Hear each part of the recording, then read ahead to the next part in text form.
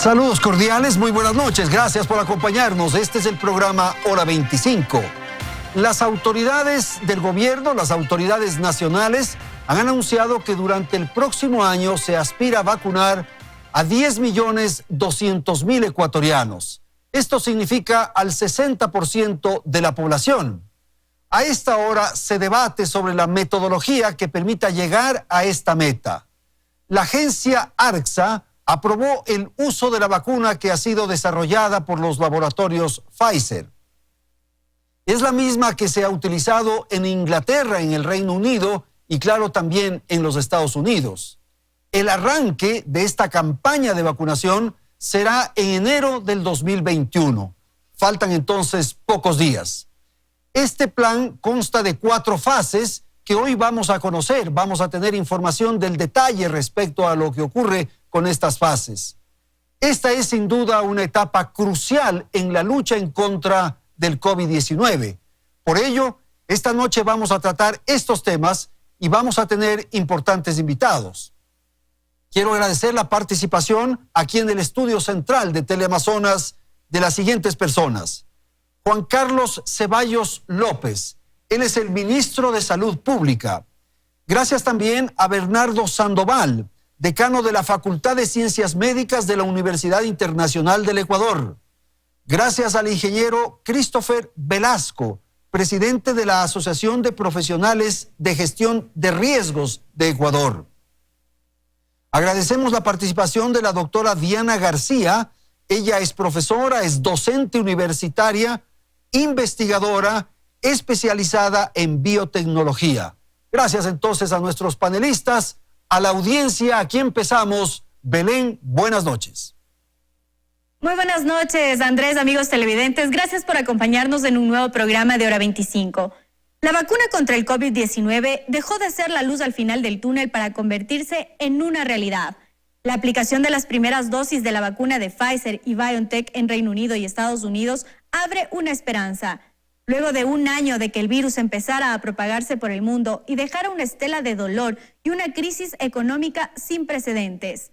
El COVID-19 deja hasta el momento más de 1,6 millones de muertos a nivel global.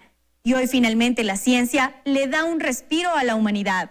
Les hemos preparado un reportaje que recoge imágenes y datos relevantes de cómo han sido las primeras inoculaciones. Veamos.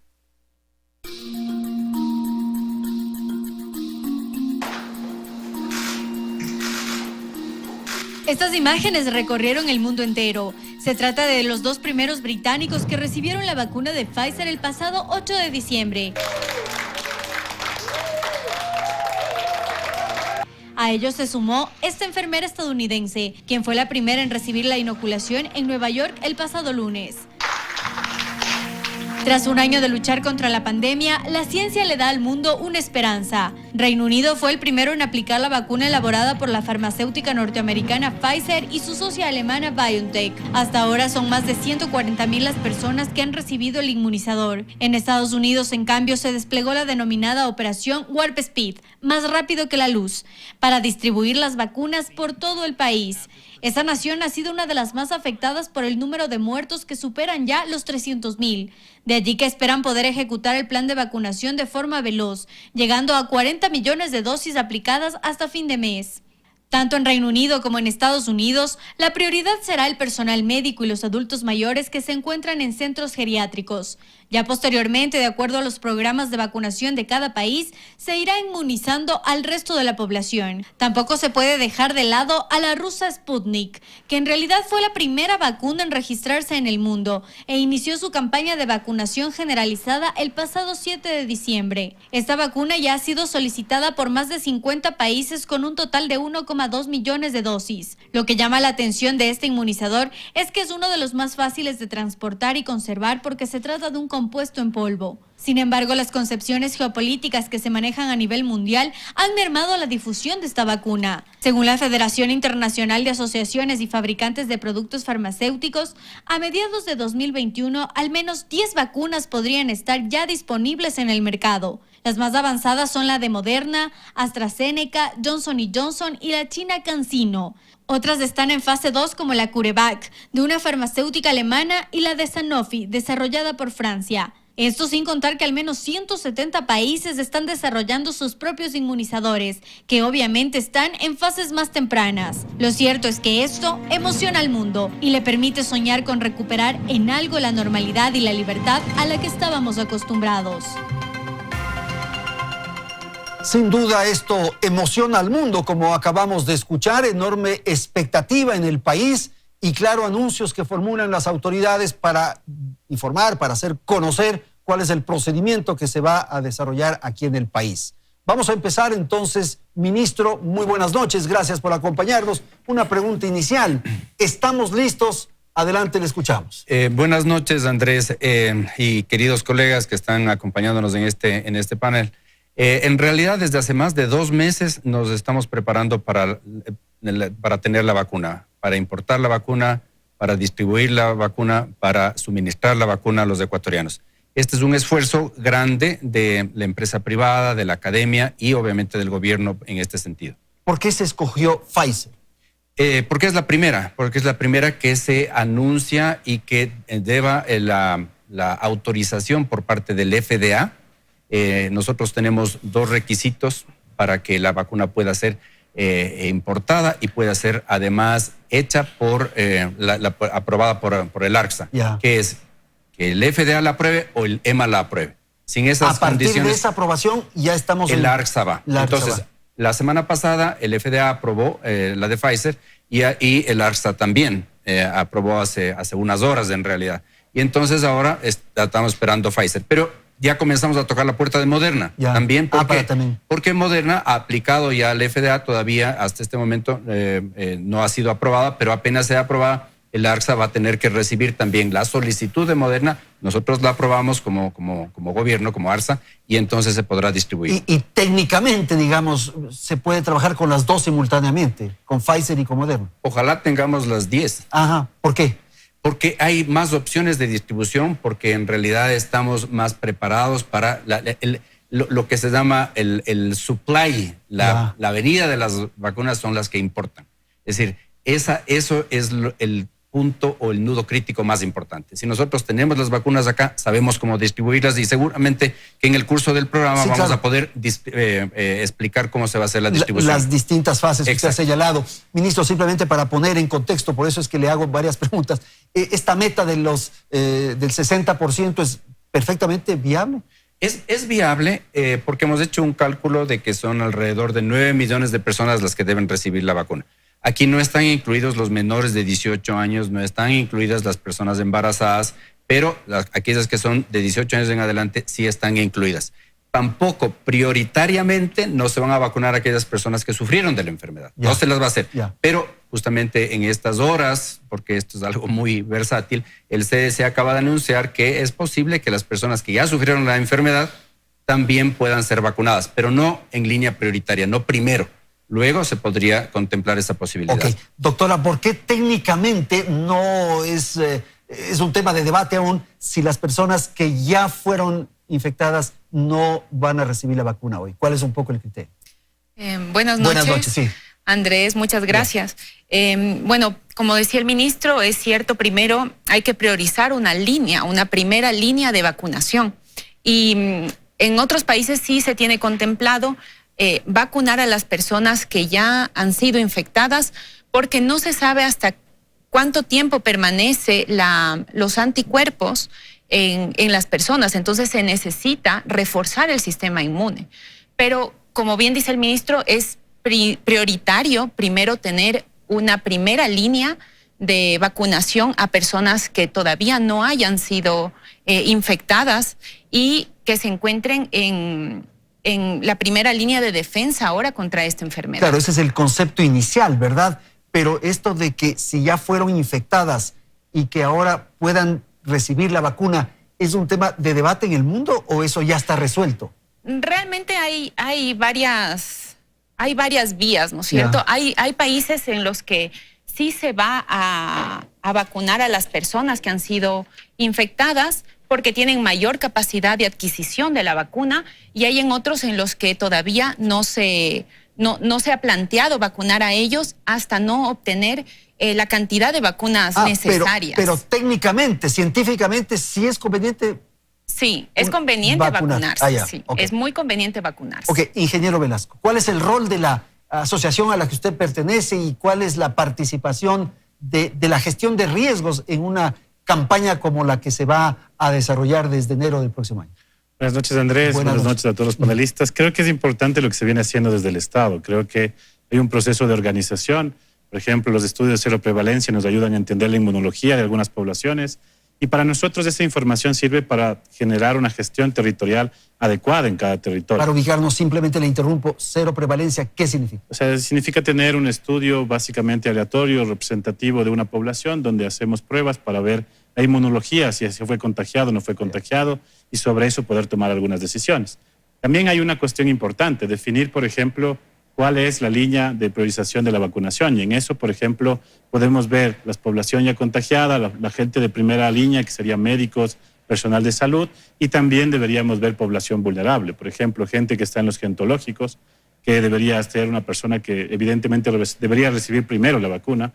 Y esto va a servir también para la organización más de las 4 fases que seguramente el Ministerio de Salud hablará. De modo que ustedes hacen un mapeo, pongámoslo así en términos... Sí, lo que hacemos es utilizar la información tanto técnica, y saber científica, cuáles son los sectores que sí hay que atacar con mucha tomar atención. Una decisión a partir de un escenario de riesgos. Perfecto. Bernardo, su opinión de lo que acabamos de escuchar. Buenas noches. Buenas noches, muchas gracias. Un gusto estar con ustedes en este panel.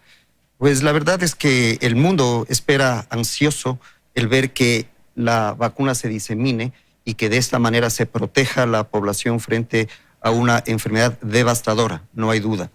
La vacunación es un instrumento de salud pública el más importante de la historia en términos de reducir la mortalidad en todo orden. Más o menos 4 millones de personas, se evita la muerte de 4 millones de personas por año por el conjunto de las vacunas en el mundo. Así que la vacunación es una esperanza, es algo a lo que apostamos con toda la fe, con todo el esfuerzo y el empeño, todos los médicos. Usted dice que con la vacunación que se produce en distintas otras epidemias... Correcto, en otras enfermedades. Se salva a 4 millones. 4 millones por año, Se evita la muerte de 4 millones de personas por año. Piensen que hasta ahora se ha muerto 1,6 millones de personas en el mundo por esta enfermedad. Con el conjunto de las vacunas se salva a 4 millones de personas por año. De manera que no hay duda de que la inmunización es un instrumento fundamental en la medicina y todo esfuerzo porque la inmunización sea completa es absolutamente válido. ¿Y se llega al 100% de la población del planeta? Nunca se llega al 100% de la población, porque inclusive hay grupos opositores al tema de la vacunación y por ende no es posible. Pero con que en determinadas enfermedades se llegue a un porcentaje alto ya es suficiente. Por ejemplo, el 80% de los pacientes inmunizados, de los seres humanos inmunizados frente a la poliomielitis ya representa la posibilidad de que la enfermedad prácticamente desaparezca. No del todo, porque todavía hay unos 1.500 casos de poliomielitis al año, pero se atenúe fundamentalmente frente a los 800.000 casos al año que había, por ejemplo, en 1982. De manera que la inmunización no cabe duda que es fundamental. Y por supuesto, se aplaude los esfuerzos de la Organización Mundial de la Salud, de los distintos gobiernos, por supuesto de los laboratorios, de los gobiernos de esos países en donde los laboratorios permiten hacer la vacuna, para que este proceso sea coordinado, sea efectivo y que ojalá la mayor parte de la población se inmunice en un plazo de 2 o 3 años. El hacerlo en un año para la población, imposible para la población mundial, pero creo que unos 2 a 4 años es posible ya inmunizar a la suficiente cantidad de gente como para que la pandemia ya no exista. Tal vez una pregunta con la que debíamos haber empezado, doctora. ¿Qué tiene la vacuna? ¿Cuál es el aporte de la vacuna? Bueno, en este caso hay diferentes tipos de vacunas. En este caso, si hablamos de la vacuna de Pfizer. De Pfizer, que es la con la que vamos a empezar. Que es la con la que vamos a empezar, igual la de Moderna. Estas están hechas a base de ARN mensajero del virus. Entonces, esto es insertado en la vacuna que será puesta en la población. Los seres humanos, ya. Entonces, bueno, ¿Qué le ponen en la vacuna entonces? El ARN mensajero específicamente de la espícula del virus, de la espícula que le caracteriza para ser un coronavirus. Para entender en el lenguaje más nuestro, es una partecita entonces. Sí, es una partecita. No es como otras vacunas, que otras vacunas tienen un virus atenuado que se inserta. En este caso no es el virus atenuado, no vamos a tener todo el virus, sino vamos a tener una pequeña parte del material genético de este virus que será insertado. ¿Ese virus está ya inerte, está muerto? Claro, no es el virus. Bueno, el virus primero no está vivo nunca. Nunca. El virus no está vivo, no es un ser vivo. El virus es una partícula, que tiene material genético, ya sea ADN o ARN, en este caso coronavirus. Específicamente SARS-CoV-2 tiene ARN. Entonces, lo que hacen es sintetizan en los laboratorios una parte pequeñita del genoma y esa es la que va en la vacuna. Entonces, cuando ingresa en nuestro organismo, nuestro sistema inmune reconoce esos nucleótidos que son extraños y empieza a generar una defensa. Anticuerpos. Empieza a generar. Este concepto de que está vivo o está muerto el virus, o sea, pero está activo, está con algo, si no, ¿cómo? O sea, un virus que me ingresa, que yo tengo, está haciendo algo en mi organismo. Realmente es estable, o sea, un virus permanece o tiene un tiempo de estabilidad en el que puede ser virulento cuando se topa únicamente con una célula, en este caso de nosotros, en una célula humana. Bernardo, ¿no quieres intervenir sobre esto? En general, pues, lo que ha dicho la doctora es exacto. Es un fragmento del ácido nucleico que se inserta, ese ácido nucleico penetra en las células del cuerpo. Las células del cuerpo reciben la orden de este ARN mensajero para codificar una proteína de la espícula, de la espiga del virus, que es con la que penetra en la célula. Eso alerta al sistema inmune, se activan un grupo de células de la sangre que son los linfocitos T y unos anticuerpos. Entonces, conforme se están produciendo estas partículas, ya pues el sistema del cuerpo inmune los reconoce y los destruye. Es así. Pero ese virus es una acción mágica. Es inteligente. El virus no es inteligente, el virus es una partícula que hasta como se ha señalado, se duda de su vitalidad, si es que cabe el término, en la medida de que no puede replicarse por sí mismo, sino que es un parásito intracelular obligatorio que requiere de una maquinaria de la célula para que le reproduzca.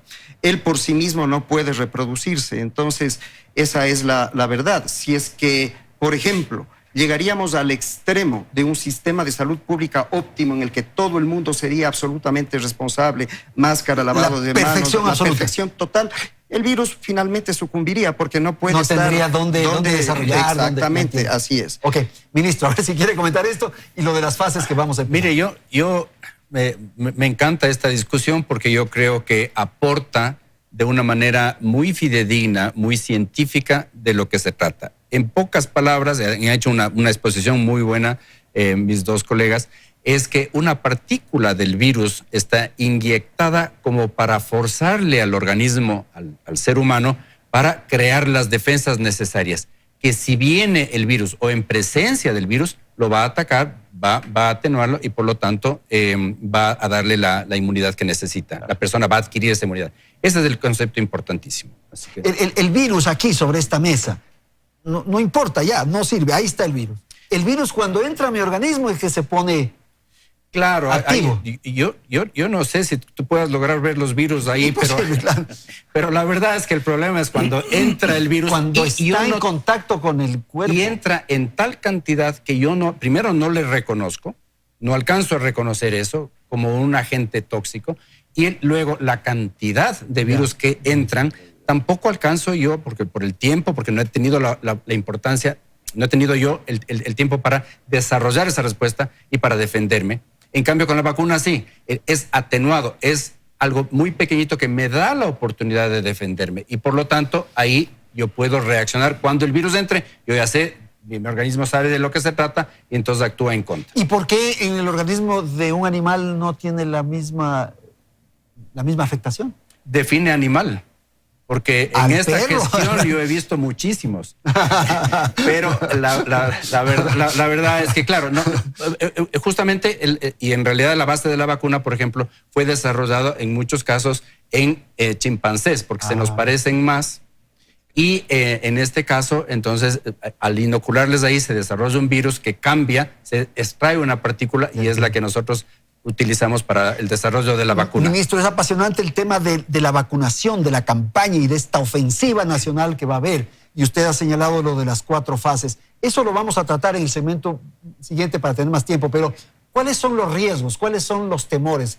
¿Qué miedos podrían haber alrededor de esto que vamos a conocer?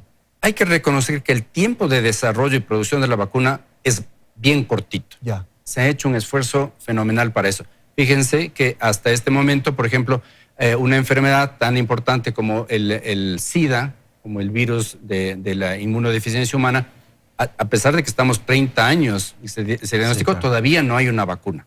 Hay un tratamiento que atenúe toda la cuestión. Sin embargo, en este caso, en un tiempo récord se ha logrado hacer. Pero se utiliza una vacuna que ya se utilizaba en animales, la utilización de la mRNA, y sin embargo ahora se utiliza en el ser humano. Y yo creo que con muy buenas posibilidades de lo que hasta este momento hemos visto de las decenas de miles de personas que participaron como en la parte experimental de la vacuna, con muy buena eficacia y con pocos efectos indeseables, bastante bien tolerados.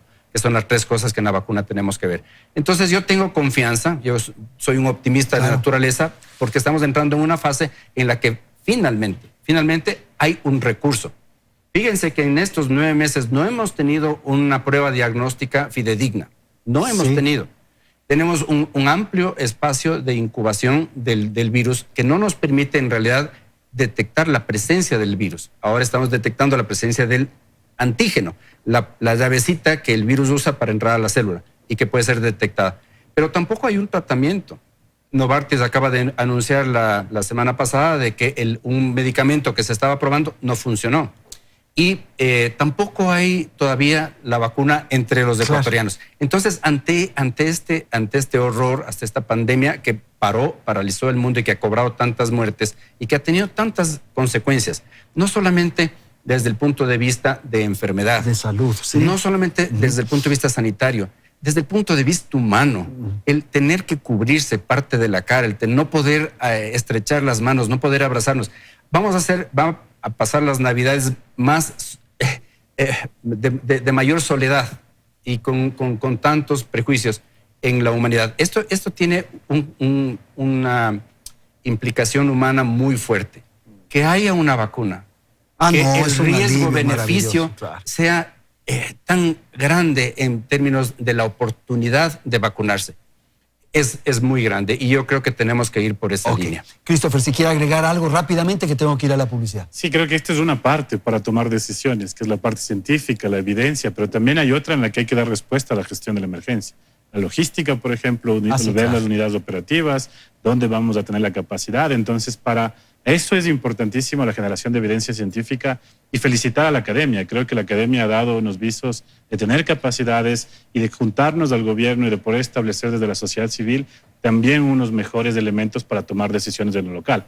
Porque esta parte es una parte emocionante, técnica, pero para el tomador de decisiones y para la ciudadanía lo que importa es la respuesta. La implementación. Claro, o sea, ¿cómo voy a llegar a mí la vacuna? ¿En qué tiempo me toca?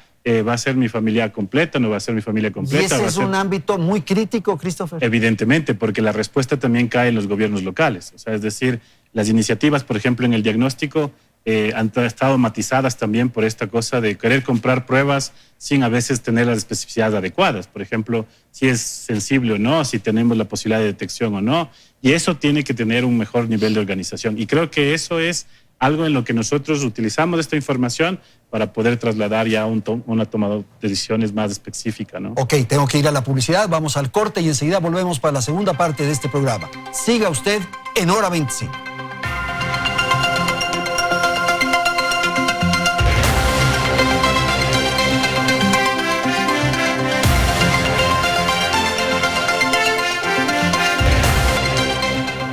Gracias por continuar en nuestra sintonía.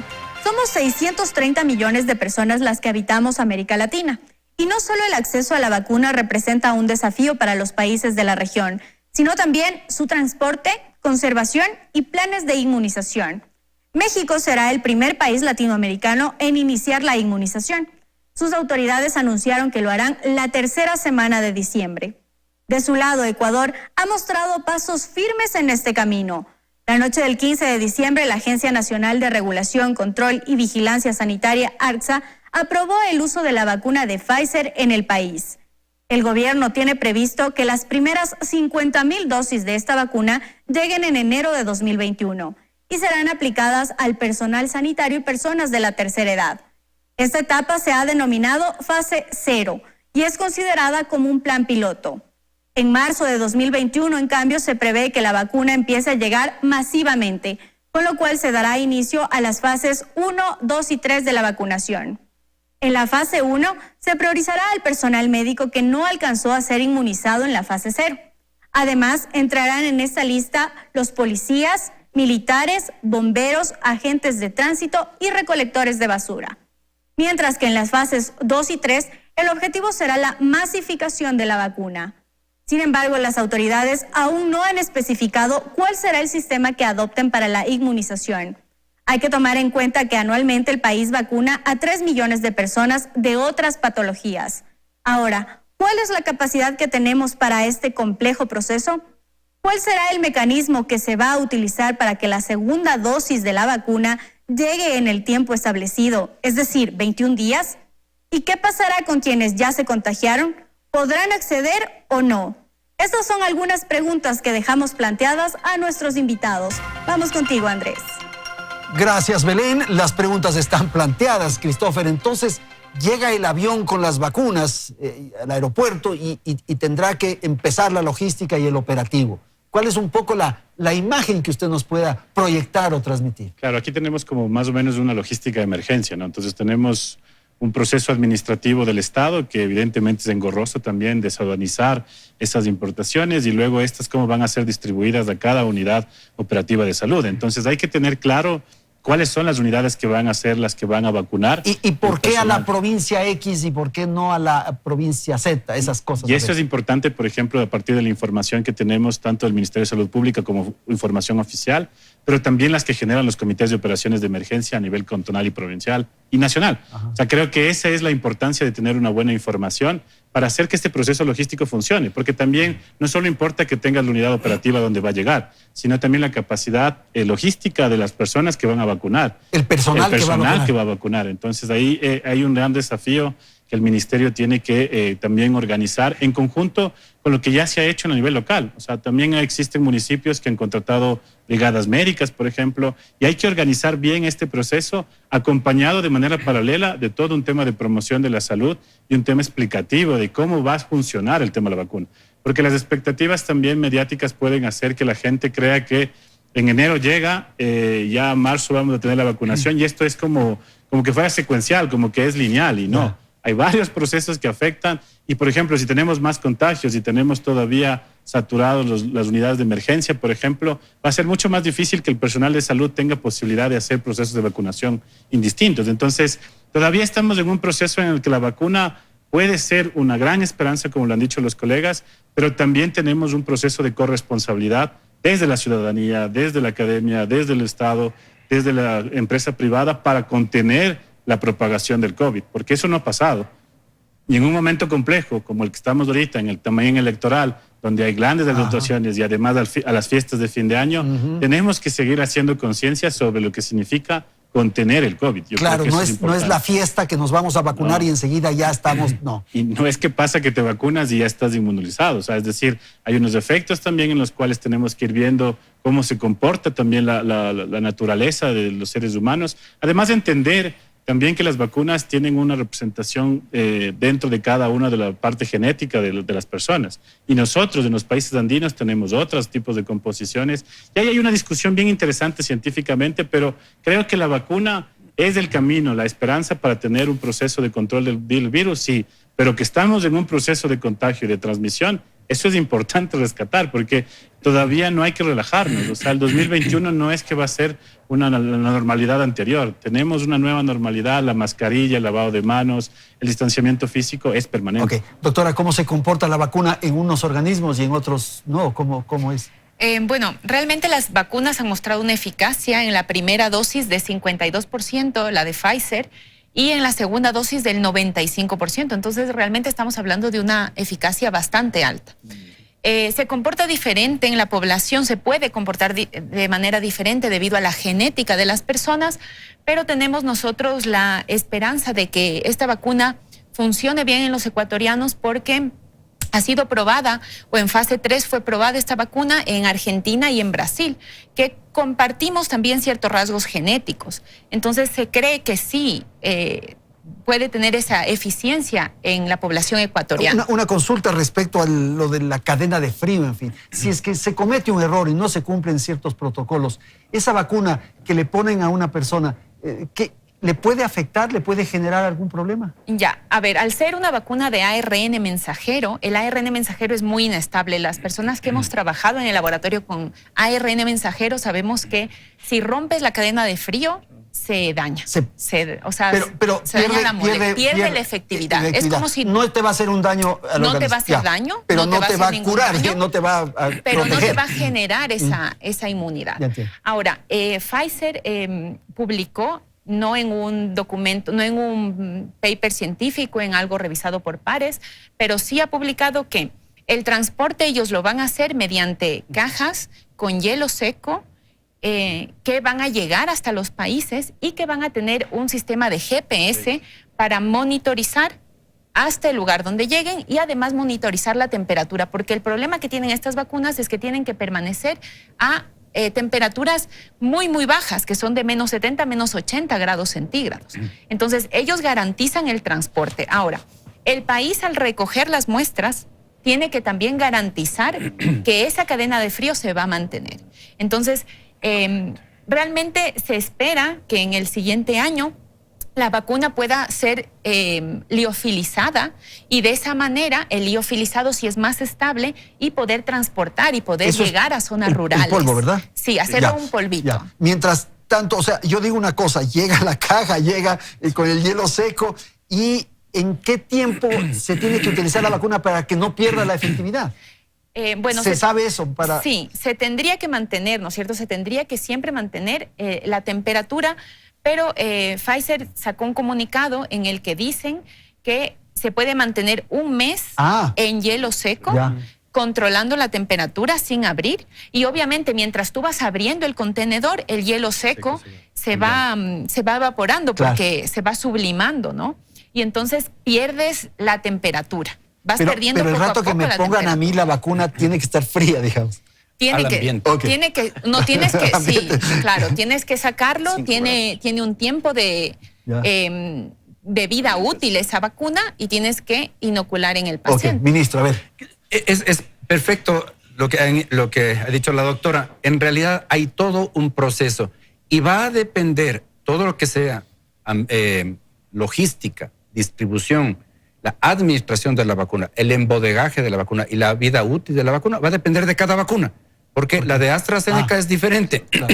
La de AstraZeneca usa temperaturas, digamos, del refrigerador común de la casa, entre 2 y 8 grados centígrados. Mientras tanto que la de Pfizer y la de Moderna, que es la segunda que probablemente venga acá, requieren de estas temperaturas más bajas. Pero, si me permites, Andrés, nosotros tenemos alrededor de 1,000 puestos de vacunación ya en el país funcionando. Este momento están bien. Ya. Hemos hecho en estos 2 meses que decíamos estamos trabajando con la academia, con la sociedad civil, hemos expandido eso, vamos a expandir hasta 10,000. ¿Por qué los 10,000? Porque 1,000 tenemos ya, como Ministerio de Salud podemos llegar hasta cerca de 2,000, porque tenemos dispensarios, el personal que hay que capacitarle para esta vacuna en especial, pero que es posible. Más 1,000 del IES, todo lo que es seguro campesino. Y aquí viene una cuestión muy importante, porque el seguro campesino está justamente en aquellos lugares distantes del país, fuera de la urbe. Entonces tenemos ahí 3,000 y el resto, la empresa privada, la sociedad civil, a través de, por ejemplo, farmacias, la misma academia, las empresas que ya tienen un consultorio con un médico o personal de salud ocupacional ahí, pueden ayudar a la diseminación para llegar hasta las 10,000. O sea, el sector público tiene 3,000.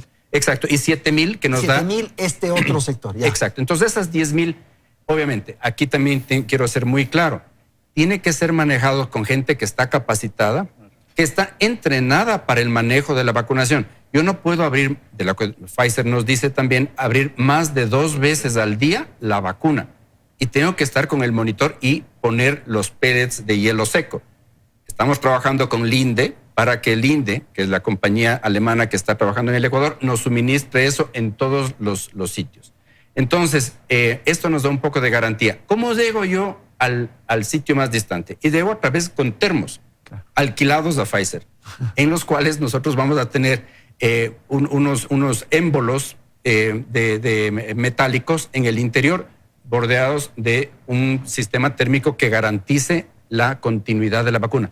Es decir, estos pueden ir hasta el lomo de mula, al sitio más distante. Porque adentro están con el frío que se requiere. Entonces, tenemos la producción de la vacuna, el transporte, DHL o similares, llega al aeropuerto y Pfizer se encarga de ponernos en los 400 puntos de distribución que vamos a tener en el Ecuador. De ahí, nosotros somos responsables de la vacuna, tenemos los monitoreos, o este monitoreo que la doctora hablaba, que tiene que ser con GPS de localización. Pero además de eso, monitoreo de registro de temperatura para garantizar la efectividad de la vacuna. Eso se va a distribuir a los 10,000. ¿Qué posibilidades hay de vacunar? Si es que las vacunas llegan, porque de nuevo es el flujo de la cantidad de vacunas que nos van a llegar de las diferentes compañías. Es alrededor de 3,000 mínimo. 3,000, son 30,000, disculpe por eso, 30,000 vacunas al día que nosotros podemos hacer en este sistema. Este sistema de 10,000 vacunadores van a ser 30,000 por día. Cuando sea esto masiva, en la fase 3 de la cuando estemos vacunación. en el momento 3. Las primeras que llegan van a tener un trato diferente, porque es en hospitales donde están... Claro, ya es un manejo distinto. De los más riesgos, porque aquí hay 2 conceptos que hay que entender también. La vacuna tiene 2 objetivos. La una, detener el contagio. En las fases iniciales no lo vamos a poder hacer eso, sino en la fase masiva. Y la otra es la protección a la gente, a las personas que están a mayor riesgo. Ahí vienen los médicos, porque nos van a servir los médicos para seguir controlando, porque esto no ha acabado y yo quiero rescatar lo que Chris decía. Es decir, nosotros tenemos que continuar con las medidas de bioprotección hasta cuando esto se acabe, hasta cuando lleguemos al 60% de la vacunación. Pero que es un operativo impresionante. Es un operativo, pero no le tenemos miedo a eso. Mira, si yo me monté en el caballo de la vacuna, de la pandemia 22 de marzo, yo no le tengo miedo a esto. Y yo creo que estamos... Lo que digo no es miedo, sino que salga bien, pues, y que sea efectivo, y que se pueda llegar, y que se pueda cumplir. Esa es la tarea. Pero como médicos y como seres humanos tenemos que ser optimistas. Hay una opción al final del túnel, hay esa luz, esa es la imagen que nosotros tenemos que representar. Y Chris volvía a tener razón en otro sentido. Tenemos que divulgar este mensaje de que hay una luz al final del túnel, y que nosotros tenemos que persuadir a las personas para que se vacunen, porque la vacuna tiene que ser voluntaria. No se puede obligar. No se puede obligar. ¿Cómo obligo yo a alguien a recibir una vacuna? No puedo hacer eso. Como autoridad puedes imponer, puedes establecer normas o no. No. Yo creo que es más, yo no creo en la imposición vertical por parte del gobierno para las cosas. No creo en eso. Yo creo que esto hay que conversarlo, hay que recibir los criterios. Por eso hemos ampliado de manera horizontal el criterio académico, el criterio científico, de la sociedad civil, de las empresas y de la comunidad en general, para decir, bueno, estas son las decisiones correctas de hacer. Para que uno tome. Por favor, Bernardo, a ver lo que han dicho sus colegas. Bueno, en primer lugar, la vacuna no puede ser obligatoria. No es obligatoria. No puede ser, porque va en contra de la ética médica. Sin duda. Hay el principio de autonomía del paciente que tiene que ser respetado. Hay que evidentemente comunicar claramente de que la vacuna es segura. Hay suficiente evidencia histórica de seguridad de las vacunas. La posibilidad de muerte por vacunas es de 2 por millón de pacientes vacunados. 2 por millón, es decir, bajísima. Vamos a vacunar a 9 millones de ecuatorianos, según las expresiones del señor ministro. Estamos hablando de que van a morir 18 personas por la vacuna. Esa es una realidad. Así es, así ha sido en la historia de la humanidad con el conjunto de las vacunas. Pero hasta ahora ya han muerto 14,000 personas, hasta ahora. Entonces, 18 unidades versus 14,000 unidades, hasta ahora. Entonces es evidente que el riesgo-beneficio es totalmente favorable a la necesidad de vacunar. ¿Sí? Cualquier especulación en otro sentido no tiene cabida porque es ilógica. Entonces hay que expresar aliento a la gente a que vaya a vacunarse, porque la vacuna es la situación que mayor seguridad le ofrece frente a la posibilidad de morir con COVID-19. Ese es un hecho. Que hay ciertos efectos indeseables de la vacuna, por supuesto, dolor en el sitio, dolores musculares generalizados, un poco de dolor de cabeza, un poco de fiebre. 1 por cada 14,000 pacientes desarrolla convulsiones, es decir, convulsiones, no se muere. 1 por cada 14,000, 1 por cada 16,000 tiene fiebre superior a 40 grados centígrados, no se mueren.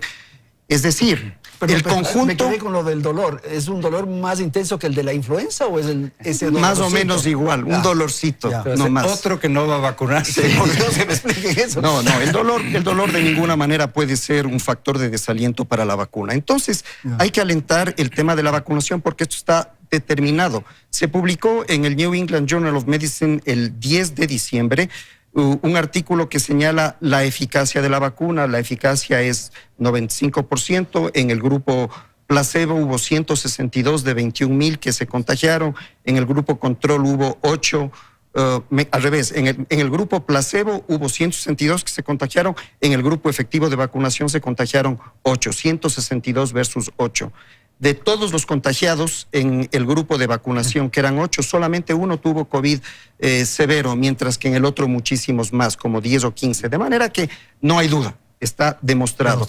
Respecto de qué tiempo dura la inmunidad, no sabemos. Tenemos hasta ahorita demostración objetiva de que por lo menos dura 90 días. Se hizo un estudio que se publicó el 3 de diciembre en el New England Journal of Medicine de la vacuna de Moderna. Las cifras de anticuerpos son adecuadas incluso en los grupos etarios de mayores de 70 años pasados los 90 días. Eso habrá que seguir estudiando a los 180 días, al año, en fin, para poder saber cuánto dura la vacuna, cuánto dura la inmunidad. Ojalá que la inmunidad sea definitiva. No sabemos eso todavía, pero no importa. Lo que sabemos es que por lo menos 90 días sí tenemos certeza de que dura la vacuna. Y este operativo tiene que ser para las dos dosis, ¿verdad? Por supuesto, porque la una dosis es insuficiente. La inmunidad que confiere una sola dosis es de, como ya lo señaló bien del 52, la doctora, de más o menos 50%, mientras que la segunda dosis, la de refuerzo, pues magnifica enormemente esa respuesta inmunitaria. Por otro lado, como que nos estamos centrando mucho en la vacuna de Pfizer y hay otras vacunas. La vacuna de AstraZeneca es una vacuna que desde el punto de vista logístico va a ser más fácil que de manejar. ¿Por qué? Porque simplemente requiere refrigeración convencional de 2 a 8 grados centígrados. Entonces eso es una maravilla. Es mucho más barata y pues hasta ahora también tenemos datos que muestran una eficacia apropiada y además, y esto es importante, también se ha demostrado que tiene una inmunogenicidad efectiva más allá de 90 días. Eso se publicó el 19 de diciembre, es decir, anteayer en la revista Lancet. Ok, doctor ministro, tengo un par de preguntas que me ha llegado a mi sistema de WhatsApp y dice, pregunte al ministro si la empresa privada puede importar las vacunas. No, la respuesta es solo no. El gobierno. Este es, perdón, este es un problema, más bien dicho, una situación que se discutió con las compañías farmacéuticas y la mayoría de los países del mundo a través de la iniciativa COVAX, y se decidió que solamente los estados puedan importar la vacuna. Ese es por un problema de regulación de lo que estamos aprendiendo día a día de cómo vamos a realizar la parte logística, etcétera, etcétera. No queremos dar espacio para que las vacunas en realidad pasen a manos privadas y haya lucro innecesario de esto. No se puede hacer. La regulación está dada ahí. Sin embargo, yo pienso que pasadas las primeras fases, ¿por qué no abrir esto? Una vez que la compañía, por ejemplo, una empresa, una academia, una universidad, por ejemplo, me puede decir perfectamente, yo quiero vacunar a mis 20,000, estudiantes y personal. Entonces, en ese caso, se garantizará, no ahora, sino en el futuro, se garantizará, o sea, nosotros pediremos como garantía que todo el sistema de la cadena de frío, la capacitación del personal, la certeza de que se puede embodegar bien la vacuna, se dé. Si ellos cumplen con estos requisitos por no hacerlos, estamos buscando algunos otros mecanismos, por ejemplo, hacer un cruce de cuentas con los diferentes municipios. El gobierno tiene que pagar a los municipios. ¿Por qué no se puede descontar eso para que vayan de manera preferencial a esos municipios? Pero siempre y cuando esto quede regulado y sea absolutamente transparente, anticorrupción al máximo, y que se garantice la efectividad de esto. Esta es la explicación que usted formula respecto a la importación y esa posibilidad de que más adelante sí se pueda hacer. En primer momento, no. En enero, no. Pero la vacunación sí la pueden hacer los privados. La vacunación... Usted ha dicho que van a haber más o menos 10,000 vacunadores, de modo que esos 7,000 sí son del sector privado. Yo no puedo dejar a la Asociación de Clínicas y Hospitales Privados aparte. Sin tener claro. Los intensivistas, la gente que está en emergencia, la gente que está trabajando en los triajes, independientemente de a qué sector de la salud pertenezca, tienen que recibir su vacuna. Eso es un derecho que tienen. Pero quienes van a colocar, quienes van a poner la vacuna, también son del sector privado. Podría ser si están capacitados. Poner una inyección intramuscular en el brazo no es gran problema, pero vamos a garantizar que en cada sitio donde se vacuna, por ejemplo, haya un sitio y un puesto de primeros auxilios, y que se tenga una línea abierta en caso de que haya reacciones secundarias, reacciones que no queremos hacer. Ok, tengo que ir a la publicidad, volvemos en un instante. Este es el programa Hora 25.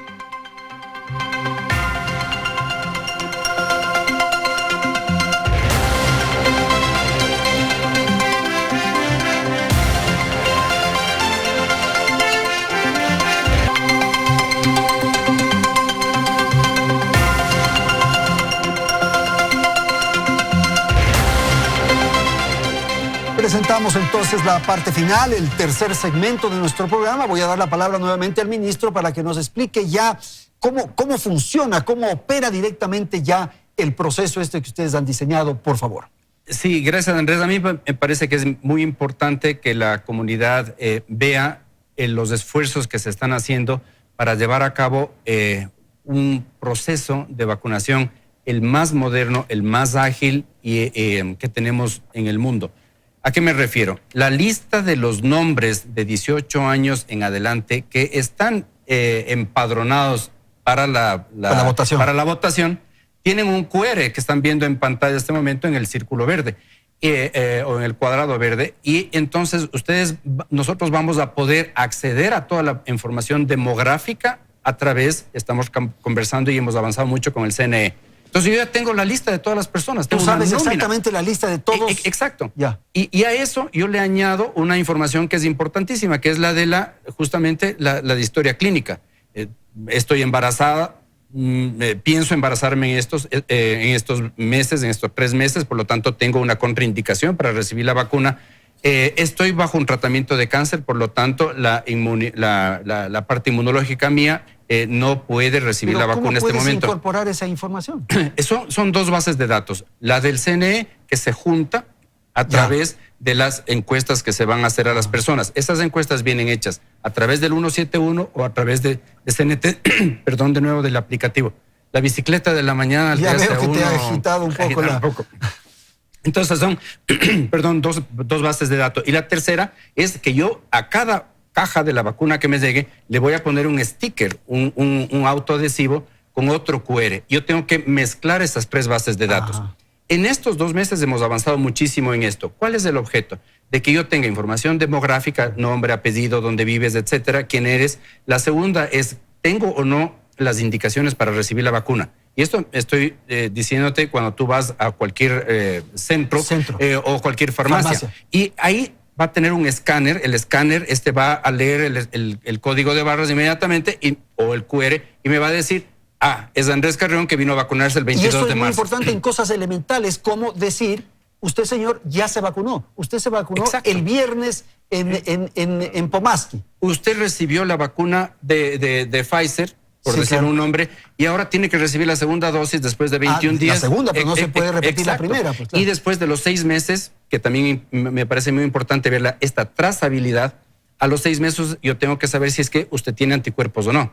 Y por lo tanto le voy a invitar a que se haga una prueba rápida para dosificación de anticuerpos. Entonces, todo este espacio lo estamos trabajando, como digo, desde hace 2 meses. Estamos trabajando con la empresa privada que nos ha apoyado. Estamos con una institución americana que se llama JSI, John Snow Initiative. En esto vamos a recibir fondos internacionales para este efecto, para que el sistema de trazabilidad sea útil. ¿Qué gano?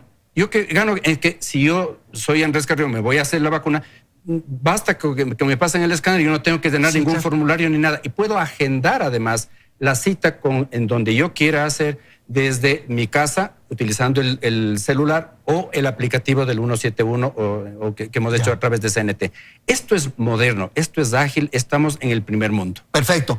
Hace un momento, Christopher hacía referencias respecto a lo que debe cumplirse y cómo deben procederse desde la perspectiva de distintos ámbitos del privado, del público, de la academia, de los municipios, de la sociedad civil, en fin. Pero habrá que entender esto, doctor, que esta es como una cuarta fase de la prueba, digamos, de la vacuna. Evidentemente, una vacuna que ya se está aplicando masivamente tiene que ser monitoreada. Hasta llegar aquí han tenido que pasar diversas fases. Una fase de laboratorio con cultivos celulares, en fin, preclínica, luego pruebas con animales, preclínica para ver si son seguras, luego una primera fase o fase 1 que es con voluntarios para ver si es que la vacuna no hace daño, luego una segunda fase que sirve para ver qué tan efectiva es la vacuna y luego una fase 3 en la que estamos hablando de decenas de miles de participantes para ver cómo se proyecta esa eficacia en el tiempo. Una vez que la fase 3 se ha culminado y ha sido aprobada la vacuna para su aplicación, pues ya se aplica en términos generales a todo el mundo. Pero eso no significa que se pierde la vigilancia. Hay que seguir. La vigilancia sigue, persiste en lo que es una fase 4 para asegurar que efectos indeseables que pudieron no haberse notado con 20,000 o con 30,000 pacientes puedan detectarse con 300,000 o 400,000 pacientes. ¿Y ese monitoreo cómo se hace? Ese monitoreo se hace justamente con la trazabilidad, PCR. justamente con la trazabilidad que establecen los países.